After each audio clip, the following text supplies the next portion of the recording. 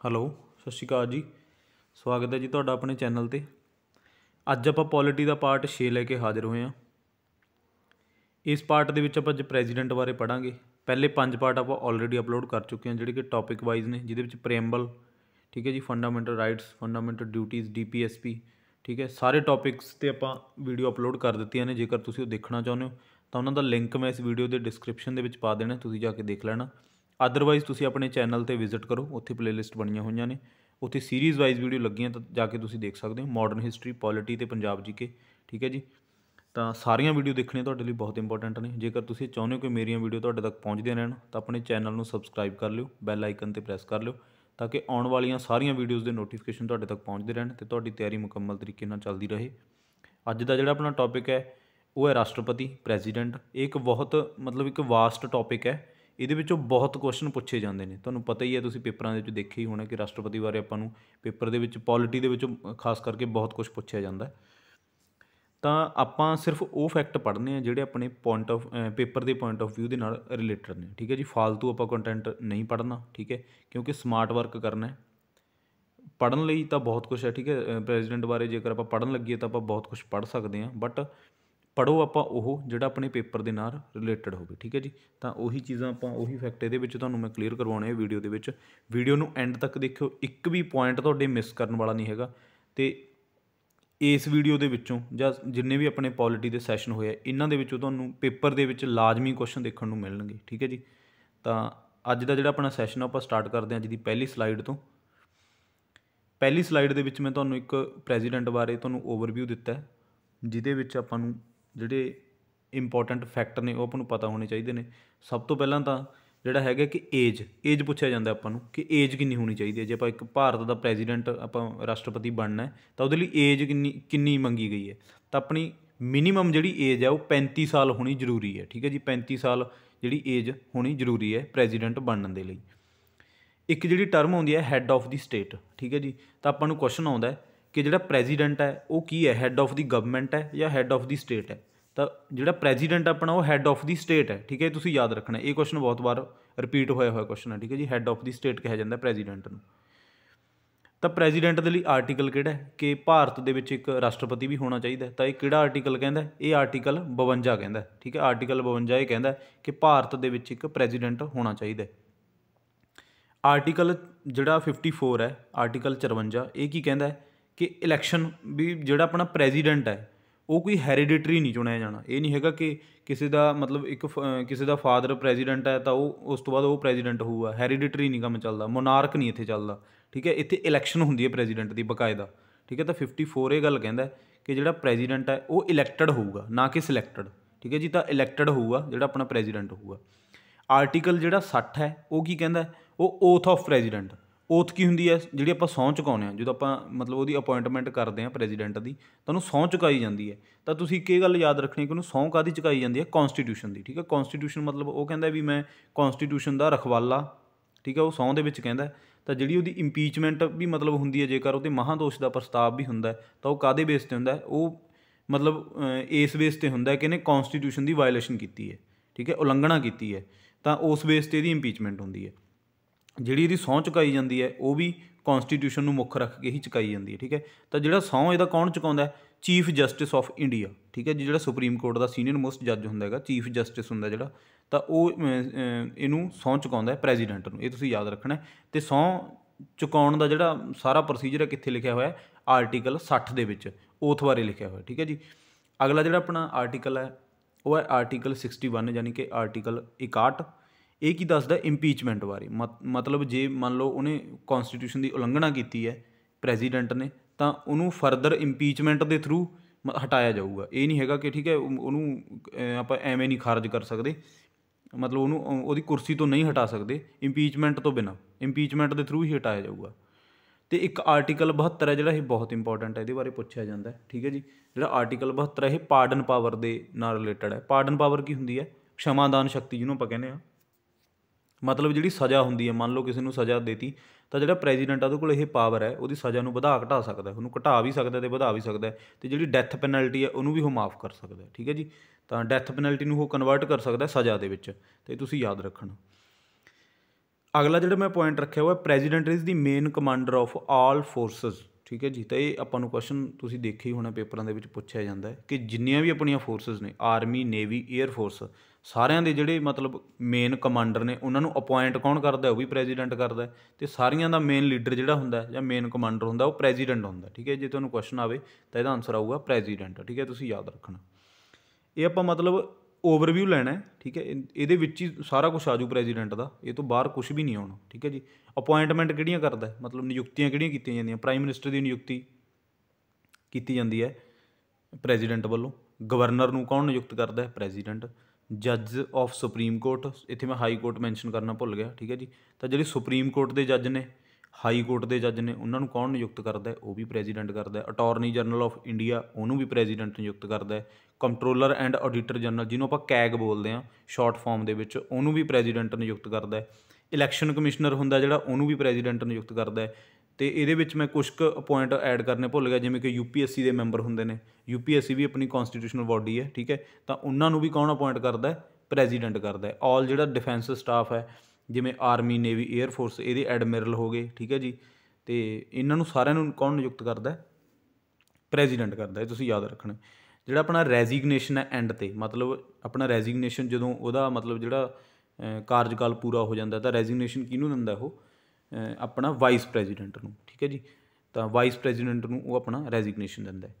ਤਾਂ ਇਹ ਤੁਹਾਡਾ ਇੱਕ ਓਵਰਵਿਊ ਹੈ। ਠੀਕ ਹੈ ਜੀ, ਤਾਂ ਹੁਣ ਆਪਣੇ ਇਹਦੇ MCQ ਆਪਾਂ ਸਟਾਰਟ ਕਰਦੇ ਹਾਂ। ਤਾਂ ਭਾਰਤ ਦੇ ਰਾਸ਼ਟਰਪਤੀ ਦੀ ਚੋਣ ਕਿਵੇਂ ਹੁੰਦੀ ਹੈ। ਠੀਕ ਹੈ, ਜਿਹੜੇ MCQ ਨੇ ਉਹ ਇਹ ਤੋਂ ਥੋੜ੍ਹੇ ਜਿਹੇ ਹਟ ਕੇ ਨੇ, ਜਿਹੜੇ ਪੁੱਛੇ ਗਏ ਨੇ ਪਹਿਲਾਂ। ਠੀਕ ਹੈ ਜੀ, ਅਤੇ ਇਹ ਥੋੜ੍ਹੇ ਜਿਹੇ ਮਤਲਬ ਟਫ ਲੈਵਲ ਦੇ ਨੇ ਜਿਹੜੇ MCQ ਨੇ। ਇਹ ਨਹੀਂ ਹੈਗਾ ਕਿ ਮੈਂ ਸਿੰਪਲ ਫਾਰਮ ਦੇ ਵਿੱਚ MCQ।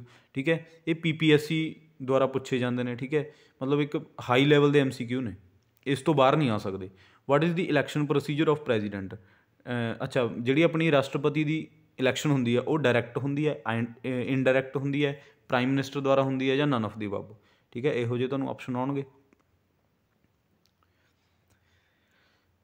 ਤਾਂ ਜਿਹੜੀ ਭਾਰਤ ਦੇ ਰਾਸ਼ਟਰਪਤੀ ਦੀ ਚੋਣ ਹੁੰਦੀ ਹੈ ਉਹ ਹੁੰਦੀ ਹੈ ਇਨਡਾਇਰੈਕਟ ਇਲੈਕਸ਼ਨ ਦੁਆਰਾ। ਠੀਕ ਹੈ, ਡਾਇਰੈਕਟ ਨਹੀਂ ਹੁੰਦਾ, ਕਿਉਂਕਿ ਆਪਾਂ ਤਾਂ ਨਹੀਂ ਵੋਟ ਕਰਦੇ। ਜਦੋਂ ਰਾਸ਼ਟਰਪਤੀ ਦੀ ਚੋਣ ਹੁੰਦੀ ਹੈ, ਆਪਣੀ ਵੋਟ ਤਾਂ ਉੱਥੇ ਮਾਇਨੇ ਨਹੀਂ ਰੱਖਦੀ। ਆਪਾਂ ਜਿਹੜੇ ਰਿਪਰੈਜ਼ੈਂਟੇਟਿਵ ਤੋਰੇ ਹੁੰਦੇ ਨੇ, ਮਤਲਬ ਇੱਥੋਂ ਜਿਹੜੇ ਆਪਾਂ MLA ਵਗੈਰਾ ਆਪਾਂ ਜਿਤਾ ਕੇ ਅੱਗੇ ਤੋਰਦੇ ਹਾਂ, MPs ਜਿਤਾ ਕੇ, ਠੀਕ ਹੈ, ਉਹ ਅੱਗੇ ਵੋਟਾਂ ਕਰਦੇ ਨੇ। ਤਾਂ ਇਨਡਾਇਰੈਕਟ ਉਹ ਵੋਟ ਪਾ ਕੇ ਰਾਸ਼ਟਰਪਤੀ ਬਣਾਉਂਦੇ ਨੇ। ਠੀਕ ਹੈ, ਤਾਂ ਇਹ ਇਨਡਾਇਰੈਕਟ ਇਲੈਕਸ਼ਨ ਹੁੰਦੀ ਹੈ। ਤਾਂ ਨੀਚੇ ਮੈਂ ਮੈਂਸ਼ਨ ਕੀਤਾ ਹੋਇਆ, by electoral college consisting of elected member of both houses, state legislative assembly and UT Delhi ਅਤੇ ਪੌਂਡੀਚੇਰੀ। ਠੀਕ ਹੈ, ਤੁਸੀਂ ਐਗਜ਼ੈਕਟ ਯਾਦ ਰੱਖਣਾ। ਹਾਂ, ਇਹਦੇ 'ਚ ਮੈਂ ਇਲੈਕਟਡ ਮੈਂਬਰ ਮਤਲਬ ਕਿਹਾ। ਠੀਕ ਹੈ, ਕਿਉਂਕਿ ਮੈਂਬਰ ਦੋ ਟਾਈਪ ਦੇ ਹੁੰਦੇ ਨੇ, ਨੋਮੀਨੇਟਡ ਵੀ ਹੁੰਦੇ ਨੇ ਅਤੇ ਇਲੈਕਟਡ ਵੀ ਹੁੰਦੇ ਨੇ। ਠੀਕ ਹੈ ਜੀ, ਤਾਂ ਜਿਹੜਾ ਇਹਦੀ ਇਲੈਕਸ਼ਨ ਹੁੰਦੀ ਹੈ ਤੁਸੀਂ ਯਾਦ ਰੱਖਣਾ। ਇਹ ਕੁਐਸਚਨ ਮੈਂ ਤਾਂ ਪਾਇਆ, ਜਿਹੜੀ ਇਹਦੀ ਇਲੈਕਸ਼ਨ ਹੁੰਦੀ ਹੈ ਇਹਦੇ ਵਿੱਚ ਸਿਰਫ ਔਰ ਸਿਰਫ ਇਲੈਕਟਡ ਮੈਂਬਰ ਹੁੰਦੇ ਨੇ, ਇਲੈਕਟਡ ਮੈਂਬਰ ਹੀ ਭਾਗ ਲੈਂਦੇ ਨੇ। ਇਹਦੇ ਵਿੱਚ ਨੋਮੀਨੇਟਡ ਮੈਂਬਰ ਭਾਗ ਨਹੀਂ ਲੈਂਦੇ, ਇਹ ਤੁਸੀਂ ਯਾਦ ਰੱਖ ਲਓ। ਠੀਕ ਹੈ, ਕਿਉਂਕਿ ਇਹਦੇ ਵਿੱਚ ਨੋਮੀਨੇਟਡ ਆਉਂਦਾ ਹੁੰਦਾ। ਇਹ ਕੁਐਸਚਨ ਦੇ ਵਿੱਚ ਵੀ ਨੋਮੀਨੇਟਡ ਮੈਂਬਰ ਹੁੰਦੇ ਆ ਜਾਂ ਨਹੀਂ ਹੁੰਦੇ, ਤਾਂ ਇਹਦੇ ਵਿੱਚ ਨੋਮੀਨੇਟਡ ਮੈਂਬਰ ਨਹੀਂ ਹੁੰਦੇ ਜਦੋਂ ਇਹਦੀ ਇਲੈਕਸ਼ਨ ਹੁੰਦੀ ਹੈ। ਓਨਲੀ ਇਲੈਕਟਡ ਮੈਂਬਰ ਇਹਦੇ ਵਿੱਚ ਭਾਗ ਲੈਂਦੇ ਨੇ, ਤੁਸੀਂ ਯਾਦ ਰੱਖਣਾ। ਅਗਲਾ ਜਿਹੜਾ ਆਪਣਾ ਕੁਐਸਚਨ ਉਹ ਦੋਵੇਂ ਸਦਨਾਂ ਦੀ ਜੁਆਇੰਟ ਸਿਟਿੰਗ ਕੌਣ ਬੁਲਾਉਂਦਾ, who called joint sitting of both houses. ਇਹ ਕੁਐਸਚਨ ਤੁਸੀਂ ਦੇਖਿਆ ਹੋਣਾ ਪਿਛਲੇ ਪੇਪਰਾਂ ਦੇ ਵਿੱਚ। ਤਾਂ ਰਾਸ਼ਟਰਪਤੀ, ਸਪੀਕਰ, ਪ੍ਰਧਾਨ ਮੰਤਰੀ ਜਾਂ ਆਲ ਆਫ ਦੀ ਅਬਵ। ਠੀਕ ਹੈ, ਆਪਸ਼ਨ ਵੀ ਉਹ ਇਸ ਤਰ੍ਹਾਂ ਨਾਲ ਸੈੱਟ ਕਰਦੇ ਨੇ ਕਿ ਤੁਸੀਂ ਕਨਫਿਊਜ਼ ਹੋ ਜਾਓ। ਠੀਕ ਹੈ, ਇਹਦੇ ਵਿੱਚ ਕਿਉਂਕਿ ਇਹਦੇ ਵਿੱਚ ਸਪੀਕਰ ਰੱਖਿਆ ਹੋਇਆ, ਤਾਂ ਬਸ ਸਪੀਕਰ ਦੇ ਵੀ ਬਹੁਤ ਬੱਚੇ ਟਿਕ ਲਾ ਕੇ ਆਉਂਦੇ ਨੇ। ਤਾਂ ਜਿਹੜੀ ਇਹਦੀ ਜੁਆਇੰਟ ਸਿਟਿੰਗ ਬੁਲਾਉਂਦਾ ਕੌਣ ਹੈ, ਇਹ ਮੈਂ ਤੁਹਾਨੂੰ ਇੱਥੇ ਕਨਫਿਊਜ਼ਿੰਗ ਤੁਹਾਡੀ ਦੂਰ ਕਰਦਾ। ਤਾਂ ਬੁਲਾਉਂਦਾ ਕੌਣ ਹੈ, ਤਾਂ ਬੁਲਾਉਂਦਾ ਕੌਣ ਹੈ, ਰਾਸ਼ਟਰਪਤੀ ਬੁਲਾਉਂਦਾ। ਠੀਕ ਹੈ ਜੀ, ਬਟ ਸਪੀਕਰ ਇੱਥੇ ਕਿਉਂ ਲਾ ਕੇ ਆਉਂਦੇ ਨੇ ਬੱਚੇ, ਕਿਉਂਕਿ ਪ੍ਰੀਜ਼ਾਈਡਸ ਕੌਣ ਕਰਦਾ ਹੈ, ਉਹਨਾਂ ਨੂੰ ਮਤਲਬ ਸੰਬੋਧਿਤ ਕੌਣ ਕਰਦਾ ਹੈ। ਠੀਕ ਹੈ, ਉਹ ਤਾਂ ਸਪੀਕਰ ਹੀ ਕਰਦਾ ਹੈ। ਠੀਕ ਹੈ, ਤਾਂ ਉਹ ਆਪਣਾ ਜਿਹੜਾ ਲੋਕ ਸਭਾ ਦਾ ਸਪੀਕਰ ਹੁੰਦਾ ਉਹ ਦੋਨਾਂ ਸਦਨਾਂ ਨੂੰ ਸੰਬੋਧਿਤ ਕਰਦਾ ਜਦੋਂ ਜੁਆਇੰਟ ਸਿਟਿੰਗ ਬੁਲਾਈ ਜਾਂਦੀ ਹੈ। ਬੁਲਾਉਂਦਾ ਕੌਣ ਹੈ, ਬਟ ਕਾਲ ਕੌਣ ਕਰਦਾ, ਉਹ ਕਰਦਾ ਰਾਸ਼ਟਰਪਤੀ। ਇਹ ਤੁਸੀਂ ਯਾਦ ਰੱਖਣਾ, ਇੱਥੇ ਕਨਫਿਊਜ਼ਿੰਗ ਹੁੰਦੀ ਹੈ।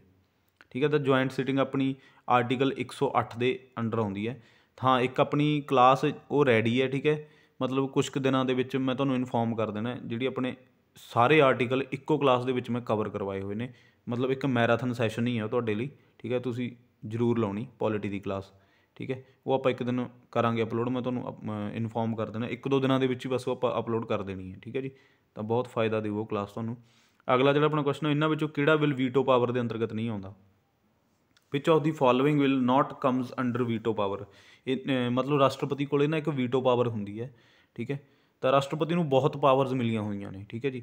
ਤਾਂ ਇਹਦੇ ਕੋਲ ਇੱਕ ਵੀਟੋ ਪਾਵਰ ਹੁੰਦੀ ਹੈ, ਉਹਦਾ ਮੈਂ ਤੁਹਾਨੂੰ ਅਗਲੀ ਸਲਾਈਡ ਦੇ ਵਿੱਚ ਦੱਸਦਾ ਕਿ ਵੀਟੋ ਪਾਵਰ ਦਾ ਕੀ ਮਤਲਬ ਹੁੰਦਾ ਹੈ।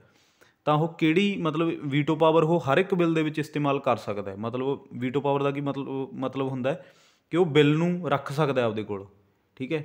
ਮਤਲਬ ਉਹਦੀ ਮਰਜ਼ੀ ਹੈ, ਉਹ ਅੱਗੇ ਬਿੱਲ ਨੂੰ ਮਤਲਬ ਪਾਰਲੀਮੈਂਟ ਨੂੰ ਵੀ ਭੇਜ ਸਕਦਾ, ਆਪਦੇ ਕੋਲ ਵੀ ਰੱਖ ਸਕਦਾ, ਠੀਕ ਹੈ। ਸਾਈਨ ਕਰਨਾ ਜਾਂ ਨਾ ਕਰਨਾ ਉਹਦੀ ਮਤਲਬ ਇੱਕ ਮਰਜ਼ੀ ਹੁੰਦੀ ਹੈ, ਠੀਕ ਹੈ ਜੀ। ਤਾਂ ਉਹਨੂੰ ਵੀਟੋ ਪਾਵਰ ਹੀ ਕਹਿੰਦੇ ਨੇ। ਤਾਂ ਉਹ ਕਿਹੜਾ ਬਿੱਲ ਹੈ ਜਿਹਤੇ ਉਹ ਮਤਲਬ ਆਪਦੀ ਵੀਟੋ ਪਾਵਰ ਉਹਦੀ ਕੋਈ ਅਸਰ ਨਹੀਂ ਕਰਦੀ, ਠੀਕ ਹੈ। ਤਾਂ ਉਹ ਆਪਣਾ ਹੈਗਾ ਮਨੀ ਬਿੱਲ, ਠੀਕ ਹੈ। ਮਨੀ ਬਿੱਲ ਇੱਕ ਇਹੋ ਜਿਹਾ ਬਿੱਲ ਹੈ। ਮਨੀ ਬਿੱਲ ਬਾਰੇ ਮੈਂ ਤੁਹਾਨੂੰ ਅੱਗੇ ਹੋਰ ਵੀ ਕਰਵਾਉਣਾ, ਕਿਉਂਕਿ ਅੱਗੇ ਆਪਾਂ ਲੋਕ ਸਭਾ ਰਾਜ ਸਭਾ ਬਾਰੇ ਵੀ ਪੜ੍ਹਨਾ ਹੈ, ਠੀਕ ਹੈ ਜੀ। ਤਾਂ ਜਿਹੜਾ ਮਨੀ ਬਿੱਲ ਹੈ ਉਹ ਤੁਹਾਨੂੰ ਪਤਾ ਹੀ ਹੈ ਕਿ ਓਨਲੀ ਲੋਕ ਸਭਾ ਦੇ ਵਿੱਚ ਹੀ ਉਹ ਪਹਿਲਾਂ ਆਉਂਦਾ ਹੈ ਨਾ, ਉੱਥੇ ਪਾਸ ਹੁੰਦਾ। ਰਾਜ ਸਭਾ ਦੇ ਵਿੱਚ ਉਹਦਾ ਕੋਈ ਜ਼ਿਆਦਾ, ਰਾਜ ਸਭਾ ਦਾ ਉਹ 'ਤੇ ਜ਼ਿਆਦਾ ਹੱਕ ਨਹੀਂ ਹੁੰਦਾ, ਜ਼ਿਆਦਾਤਰ ਉਹ 'ਤੇ ਲੋਕ ਸਭਾ ਦਾ ਹੀ ਹੁੰਦਾ, ਠੀਕ ਹੈ। ਅਤੇ ਜਿਹੜੀ ਵੀਟੋ ਪਾਵਰ ਹੈ ਉਹ ਮਨੀ ਬਿੱਲ 'ਤੇ ਉਹਦਾ ਕੋਈ ਅਸਰ ਨਹੀਂ ਹੈਗਾ, ਠੀਕ ਹੈ। ਮਨੀ ਬਿੱਲ ਨੂੰ ਰਾਸ਼ਟਰਪਤੀ ਵੀਟੋ ਪਾਵਰ ਦੇ ਅੰਡਰ ਨਹੀਂ ਲਿਆ ਸਕਦਾ, ਠੀਕ ਹੈ। ਮਨੀ ਬਿੱਲ ਇੱਕ ਇਹੋ ਜਿਹਾ ਬਿੱਲ ਹੈ। ਇਹ ਪੇਪਰ ਬਹੁਤ ਵਾਰ ਪੇਪਰ ਆ ਗਿਆ ਕੁਐਸਚਨ, ਇਹ ਕੁਐਸਚਨ ਹੈ ਜਿਹੜਾ ਬਹੁਤ ਵਾਰ ਪੁੱਛਿਆ ਗਿਆ, ਤੁਸੀਂ ਪੇਪਰ ਚੱਕ ਲਿਓ। PPSC ਦੇ ਪੇਪਰਾਂ ਦੇ ਵਿੱਚ ਵੀ ਇਹ ਕੁਐਸਚਨ ਆਇਆ ਹੋਇਆ, ਠੀਕ ਹੈ। ਤਾਂ ਮਨੀ ਬਿੱਲ ਇੱਕ ਇਹੋ ਜਿਹਾ ਬਿੱਲ ਹੈ ਜਿਹੜਾ ਕਿ ਵੀਟੋ ਪਾਵਰ ਦੇ ਅੰਡਰ ਨਹੀਂ ਆਉਂਦਾ। ਵੀਟੋ ਬਾਰੇ ਮੈਂ ਇੱਥੇ ਅਗਲੀ ਸਲਾਈਡ ਦੇ ਵਿੱਚ ਤੁਹਾਨੂੰ ਮੈਂਸ਼ਨ ਕੀਤਾ ਹੋਇਆ, ਪੜ੍ਹਾਇਆ ਹੋਇਆ। ਤਾਂ ਇਹ ਤੁਸੀਂ ਮਤਲਬ ਧਿਆਨ ਨਾਲ ਪੜ੍ਹੋ।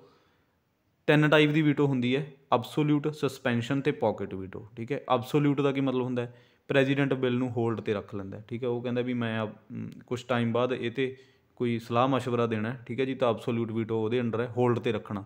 ਸਸਪੈਂਸ਼ਨ ਇਹ ਮਤਲਬ ਵੈਸੇ ਤਾਂ ਇਹਦੀ ਲੈਂਗੁਏਜ ਤਾਂ ਹੋਰ ਹੈ, ਬਟ ਇਹ ਮੈਂ ਤੁਹਾਨੂੰ ਜਮਾਂ ਸਿੰਪਲ ਲੈਂਗੁਏਜ ਦੇ ਵਿੱਚ ਸਮਝਾਇਆ ਹੋਇਆ ਇਹਦੇ ਵਿੱਚ। ਸਸਪੈਂਸ਼ਨ ਵੀਟੋ ਕਿਹੜੀ ਹੁੰਦੀ ਹੈ, president return bill to the parliament. ਮੰਨ ਲਓ ਉਹ ਬਿੱਲ ਦੇ ਵਿੱਚ ਕੋਈ ਗਲਤੀ ਹੈ ਜਾਂ ਉਹਨੂੰ ਨਹੀਂ, ਮਤਲਬ ਉਹਦੇ ਵਿੱਚ ਕੋਈ ਕਲੌਜ਼ ਇਹੋ ਜਿਹਾ ਜਿਹੜਾ ਉਹਨੂੰ ਸਹੀ ਨਹੀਂ ਲੱਗਿਆ, ਤਾਂ ਪ੍ਰੈਜ਼ੀਡੈਂਟ ਆ ਜਿਹੜਾ ਉਹ ਰਿਟਰਨ ਕਰ ਦਿੰਦਾ ਪਾਰਲੀਮੈਂਟ ਨੂੰ ਬਿੱਲ, ਵੀ ਇਹਨੂੰ ਦੁਬਾਰਾ ਸੋਧ ਕਰਕੇ ਮੇਰੇ ਕੋਲ ਭੇਜੋ, ਠੀਕ ਹੈ ਜੀ। ਜਿਹੜੀ ਪੋਕਟ ਵੀਟੋ ਹੁੰਦੀ ਹੈ, president not act on the bill. ਮਤਲਬ ਪੋਕਟ ਵੀਟੋ ਹੁੰਦਾ ਕਿ ਜਿਵੇਂ ਆਪਾਂ ਕਹਿੰਦੇ ਨਾ ਕਿ ਠੰਡੇ ਬਸਤੇ ਦੇ ਵਿੱਚ ਪਾਉਣੀ ਹੈ ਨਾ, ਮਤਲਬ ਉਹ 'ਤੇ ਕੋਈ ਰਿਐਕਟ ਹੀ ਨਹੀਂ ਕਰਦਾ ਉਹ, ਠੀਕ ਹੈ। ਤਾਂ ਉਹ ਬਿੱਲ ਨੂੰ ਪੋਕਟ ਦੇ ਵਿੱਚ ਪਾ ਦਿੰਦਾ। ਇਹ 3 ਵੀਟੋ ਪਾਵਰ ਹੁੰਦੀਆਂ ਨੇ। ਕਈ ਵਾਰੀ ਇਹ ਵੀ ਪੁੱਛ ਲੈਂਦੇ ਵੀ ਕਿ ਵੀਟੋ ਪਾਵਰ ਕਿੰਨੇ ਪ੍ਰਕਾਰ ਦੀਆਂ ਹੁੰਦੀਆਂ, ਤਾਂ 3 ਪ੍ਰਕਾਰ ਦੀਆਂ ਤੁਸੀਂ ਯਾਦ ਰੱਖਣਾ, ਅਬਸੋਲਿਊਟ, ਸਸਪੈਂਸ਼ਨ ਅਤੇ ਪੋਕਟ, ਠੀਕ ਹੈ ਜੀ। ਇਹ ਤੁਸੀਂ ਯਾਦ ਰੱਖਣਾ। ਤਾਂ ਜਿਹੜਾ ਮਨੀ ਬਿੱਲ ਇੱਕ ਇਹੋ ਜਿਹਾ ਬਿੱਲ ਹੈ ਜਿਹਦੇ ਕੋਈ ਵੀ ਵੀਟੋ ਪਾਵਰ ਕੰਮ ਨਹੀਂ ਕਰਦੀ। ਅਗਲਾ ਜਿਹੜਾ ਆਪਣਾ ਕੁਐਸਚਨ ਆ, ਕੰਟਰੋਲਰ ਅਤੇ ਆਡੀਟਰ ਜਨਰਲ ਦੀ ਨਿਯੁਕਤੀ ਕੌਣ ਕਰਦਾ, ਕੈਗ ਜਿਹਨੂੰ ਆਪਾਂ ਕਹਿੰਦੇ ਹਾਂ, ਤਾਂ ਉਹ ਵੀ ਆਪਣਾ ਪ੍ਰੈਜ਼ੀਡੈਂਟ ਕਰਦਾ। ਇਹ ਵੀ ਤੁਸੀਂ ਯਾਦ ਰੱਖਣਾ, ਠੀਕ ਹੈ ਜੀ। ਤਾਂ ਕੰਟਰੋਲਰ ਐਂਡ ਆਡੀਟਰ ਜਨਰਲ ਬਾਰੇ ਵੀ ਆਪਾਂ ਪੜ੍ਹਾਂਗੇ, ਠੀਕ ਹੈ, ਅੱਗੇ ਆਉਣ ਵਾਲੇ ਸੈਸ਼ਨਸ ਦੇ ਵਿੱਚ। ਤਾਂ ਸਾਰੀਆਂ ਕਲਾਸਾਂ ਦੇਖਣੀਆਂ ਤੁਹਾਡੇ ਲਈ ਬਹੁਤ ਇੰਪੋਰਟੈਂਟ ਨੇ। ਇੱਕ ਵੀ ਮਤਲਬ ਇਹੋ ਜਿਹਾ ਆਪਾਂ ਕੁਐਸਚਨ ਇਹਦੇ ਵਿੱਚ ਨਹੀਂ ਰੱਖਦੇ ਜਿਹੜਾ ਫਾਲਤੂ ਤੁਹਾਡਾ ਟਾਈਮ ਵੇਸਟ ਕਰੇ, ਠੀਕ ਹੈ ਜੀ। ਤਾਂ ਸਾਰੀਆਂ ਸੈਨਾਵਾਂ ਦਾ ਮੁੱਖ ਅਧਿਕਾਰੀ ਕੌਣ ਹੁੰਦਾ, who is the supreme commander of all forces. ਇਹ ਤੁਹਾਨੂੰ ਪੁੱਛਿਆ ਗਿਆ ਬਹੁਤ ਵਾਰ, ਠੀਕ ਹੈ। ਇਹਦੇ ਵਿੱਚ ਇਹੋ ਜਿਹੇ ਆਪਸ਼ਨ ਰੱਖ ਦਿੰਦੇ ਜਿਵੇਂ ਮੇਜਰ ਜਨਰਲ, ਐਡਮਿਰਲ, ਰਾਸ਼ਟਰਪਤੀ ਜਾਂ ਚੀਫ, ਠੀਕ ਹੈ। ਇਹਦੇ 'ਚ ਆਪਾਂ ਉਲਝ ਜਾਂਦੇ ਹਾਂ। ਤਾਂ ਰਾਸ਼ਟਰਪਤੀ ਹੁੰਦਾ, ਇਹ ਆਪਾਂ ਨੂੰ ਪਤਾ, ਠੀਕ ਹੈ ਜੀ, ਕਿਉਂਕਿ ਸਾਰਿਆਂ ਨੂੰ ਨਿਯੁਕਤ ਉਹੀ ਕਰਦਾ ਹੈ, ਰਾਸ਼ਟਰਪਤੀ। ਅਗਲਾ ਜਿਹੜਾ ਆਪਣਾ ਕੁਐਸਚਨ ਹੈ, ਰਾਸ਼ਟਰਪਤੀ ਨੂੰ ਉਸਦੇ ਅਹੁਦੇ ਤੋਂ ਹਟਾਉਣ ਲਈ ਕੌਣ ਕੌਣ ਭਾਗ ਲੈਂਦਾ। ਹਾਂ, ਇਹ ਕੁਐਸਚਨ ਵੀ ਮੈਂ ਤਾਂ ਰੱਖਿਆ ਕਿਉਂਕਿ ਇਹ ਬਹੁਤ ਵਾਰ ਪੁੱਛਿਆ ਗਿਆ ਕੁਐਸਚਨ ਹੈ, ਠੀਕ ਹੈ। ਇੱਥੇ ਆਪਾਂ ਕਨਫਿਊਜ਼ ਹੁੰਦੇ ਹਾਂ। ਇੱਕ ਤਾਂ ਉਹਦੀ ਜਿਹੜੀ ਨਿਯੁਕਤੀ ਹੁੰਦੀ ਹੈ ਉਹਦੇ ਵਿੱਚ ਕਿਹੜੇ ਮੈਂਬਰ ਭਾਗ ਲੈਂਦੇ ਨੇ, ਇਕੱਲੇ ਇਲੈਕਟਡ ਮੈਂਬਰ, ਇਹ ਤੁਸੀਂ ਯਾਦ ਰੱਖਣਾ, ਓਨਲੀ ਇਲੈਕਟਡ ਮੈਂਬਰ। ਇਹਦੇ ਵਿੱਚ ਕੀ ਮਤਲਬ ਤੁਹਾਨੂੰ ਆਪਸ਼ਨ ਇਹੋ ਜਿਹੇ ਆਉਣਗੇ, ਓਨਲੀ ਇਲੈਕਟਡ ਮੈਂਬਰ ਭਾਗ ਲੈਂਦੇ ਨੇ both houses, elected plus nominated member, only nominated member, ਠੀਕ ਹੈ, ਜਾਂ ਪਾਰਲੀਮੈਂਟ। ਤਾਂ ਇਸ ਕੁਐਸਚਨ ਦਾ ਜਿਹੜਾ ਆਨਸਰ ਹੈ, answer number 2, elected plus nominated. ਜਦੋਂ ਤਾਂ ਉਹਦੀ ਇਲੈਕਸ਼ਨ ਹੋਣੀ ਹੈ ਉਦੋਂ ਤਾਂ ਸਿਰਫ ਇਲੈਕਟਡ ਮੈਂਬਰ, ਜਦੋਂ ਉਹਨੂੰ ਅਹੁਦੇ ਤੋਂ ਹਟਾਉਣਾ ਹੈ, ਉਹਦੀ ਇੰਪੀਚਮੈਂਟ ਹੋਣੀ ਹੈ, ਤਾਂ ਉਦੋਂ ਇਲੈਕਟਡ ਵੀ ਅਤੇ ਨੋਮੀਨੇਟਡ ਵੀ। ਇਹ ਤੁਸੀਂ ਯਾਦ ਰੱਖਣਾ। ਇਹ 2 ਕੁਐਸਚਨ ਆਪਾਂ ਨੂੰ ਕਨਫਿਊਜ਼ ਕਰਦੇ ਹੁੰਦੇ ਆ, ਅਤੇ ਮੈਂ ਤੁਹਾਨੂੰ ਤਾਂ ਰੱਖੇ ਨੇ। ਭਾਰਤ ਦਾ ਰਾਸ਼ਟਰਪਤੀ ਬਣਨ ਲਈ ਹੇਠ ਲਿਖੇ ਸਦਨ ਦਾ ਮੈਂਬਰ ਹੋਣਾ ਲਾਜ਼ਮੀ ਹੈ। Become a president of India, he should be qualified as a member of Lok Sabha, ਰਾਜ ਸਭਾ, ਵਿਧਾਨ ਸਭਾ ਜਾਂ ਪਾਰਲੀਮੈਂਟ, ਠੀਕ ਹੈ ਜੀ। ਤਾਂ ਰਾਸ਼ਟਰਪਤੀ ਨੂੰ ਕਿਹੜੇ ਸਦਨ ਦਾ ਮੈਂਬਰ ਹੋਣਾ ਲਾਜ਼ਮੀ ਹੈ, ਤਾਂ ਇਹਦਾ ਆਨਸਰ ਆਊਗਾ 1, ਲੋਕ ਸਭਾ ਦਾ, ਠੀਕ ਹੈ। ਲੋਕ ਸਭਾ ਦਾ ਮੈਂਬਰ ਹੋਣਾ, ਕੁਆਲੀਫਾਈ ਹੋਣਾ ਉਹਦੇ ਲਈ ਲਾਜ਼ਮੀ ਹੈ, ਫਿਰ ਉਹ ਰਾਸ਼ਟਰਪਤੀ ਬਣ ਸਕਦਾ। ਇਹ ਤੁਸੀਂ ਯਾਦ ਰੱਖਣਾ। ਇਹ ਸਾਰੇ ਕੁਐਸਚਨ ਰਿਪੀਟ ਹੋਏ ਕੁਐਸਚਨ ਨੇ, ਠੀਕ ਹੈ, ਬਹੁਤ ਰੇਅਰ ਕੁਐਸਚਨ ਨੇ, ਅਤੇ ਅੱਗੇ ਤੁਹਾਨੂੰ ਇਹ ਪੇਪਰ ਦੇ ਵਿੱਚ ਦੇਖਣ ਨੂੰ ਮਿਲਣਗੇ ਹੀ ਮਿਲਣਗੇ, ਠੀਕ ਹੈ ਜੀ।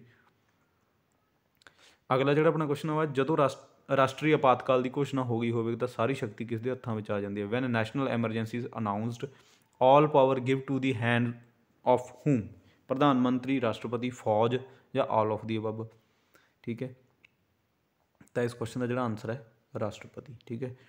ਆਲਸੋ ਡਿਊਰਿੰਗ ਸਟੇਟ ਐਮਰਜੈਂਸੀ, ਜਿਹਨੂੰ ਆਪਾਂ ਰਾਸ਼ਟਰਪਤੀ ਰਾਜ ਵੀ ਕਹਿ ਦਿੰਦੇ ਹਾਂ, ਠੀਕ ਹੈ ਜੀ, ਐਂਡ ਫਾਈਨੈਂਸ਼ੀਅਲ ਐਮਰਜੈਂਸੀ। ਅਤੇ ਡਿਕਲੇਅਰ ਕੌਣ ਕਰਦਾ ਹੈ ਕਿ ਐਮਰਜੈਂਸੀ ਲੱਗ ਗਈ, ਤਾਂ ਉਹ ਵੀ ਰਾਸ਼ਟਰਪਤੀ ਕਰਦਾ ਹੈ। ਵੀ ਤੁਸੀਂ ਜੇ ਮੰਨ ਲਓ ਇਹ ਕੁਐਸਚਨ ਇਹਨੂੰ ਘੁਮਾ ਕੇ ਪਾ ਦੇਣ ਕਿ ਇਹ ਕੌਣ ਡਿਕਲੇਅਰ ਕਰਦਾ ਕਿ ਹੁਣ ਇਹ ਐਮਰਜੈਂਸੀ ਲੱਗ ਗਈ, ਸਟੇਟ ਐਮਰਜੈਂਸੀ ਲੱਗ ਗਈ ਜਾਂ ਫਾਈਨੈਂਸ਼ੀਅਲ ਜਾਂ ਨੈਸ਼ਨਲ, ਠੀਕ ਹੈ ਜੀ, ਤਾਂ ਇਹ ਡਿਕਲੇਅਰ ਵੀ ਕੌਣ ਕਰਦਾ ਹੈ, ਤਾਂ ਇਹ ਰਾਸ਼ਟਰਪਤੀ ਕਰਦਾ, ਠੀਕ ਹੈ ਜੀ, ਇਹ ਤੁਸੀਂ ਯਾਦ ਰੱਖਣਾ। ਚੀਫ ਜਸਟਿਸ ਤੇ ਸੁਪਰੀਮ ਕੋਰਟ ਦੇ ਸਾਰੇ ਜੱਜਾਂ ਦੀ ਨਿਯੁਕਤੀ ਕੌਣ ਕਰਦਾ? Chief justice and all supreme court ਜੱਜਿਸ are appointed by whom? Prime minister, president, governor ਜਾਂ ਅਟਾਰਨੀ ਜਨਰਲ, ਠੀਕ ਹੈ ਜੀ। ਤਾਂ ਇਸ ਕੁਐਸਚਨ ਦਾ ਜਿਹੜਾ ਆਨਸਰ ਹੈ, ਆਨਸਰ ਨੰਬਰ 2 ਪ੍ਰੈਜ਼ੀਡੈਂਟ, ਆਪਾਂ ਨੂੰ ਪਤਾ ਹੀ ਹੈ।